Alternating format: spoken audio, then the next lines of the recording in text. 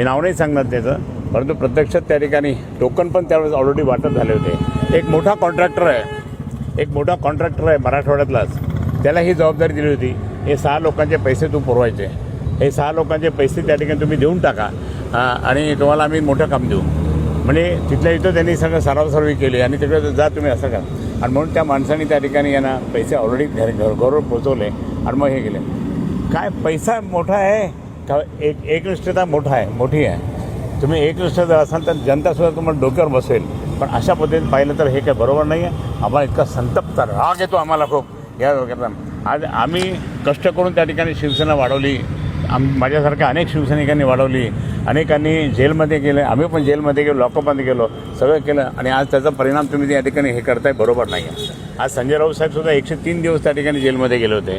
आज आम्ही कोणतेही त्या ठिकाणी मी सांगतो आम्ही काही भीत नाही. आम्ही बाळासाहेबांचे कडवट शिवसैनिक आहोत आणि त्यामुळे जो आदेश बाळासाहेबांचा, जो आदेश उद्धवसाहेबांचा आला तो आम्ही त्याप्रमाणे त्या ठिकाणी वागणार आहोत. यांना सोडणार नाही.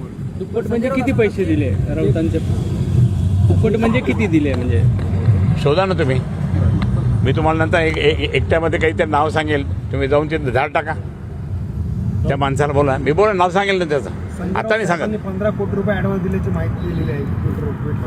त्याच्यापेक्षा थोडं जास्त आहे ॲडव्हान्समध्ये आणि टोटल जे आहे ना 50, त्याच्यापेक्षा जास्त आहे. त्यांनी 50 सांगितले होते. त्याच्यापेक्षा जास्त आहे. आणि एक मराठवाड्यातला कॉन्ट्रॅक्टर आहे, त्या कॉन्ट्रॅक्टरने दिलेले पैसे.